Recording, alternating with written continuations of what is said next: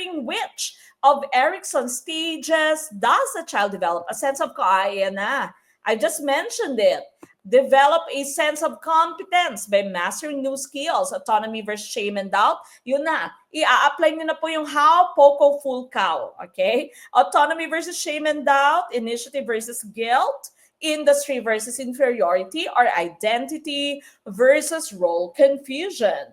Always makinig and understand the ratio of Coach Mec kasi nagmumulti si Coach during the exam. I got 92% sa Prof. Ed. Thank you, Coach Mec. Thank you, GP. Diba? 92%. Ako, maning-manin nyo po yung Prof. Ed kapag ka nandito kayo. No? Kapag kaalagang gurong Pinoy, maning-manin yung Prof. Ed at hindi na, of course, mahihirapang maipasa yung LET because, of course, 60% po ng ating rating if we are B.Ed graduates, yung Prof. Ed. 40% naman o ka-level po ng ating majorship kapag tayo naman po ay BS Ed grad.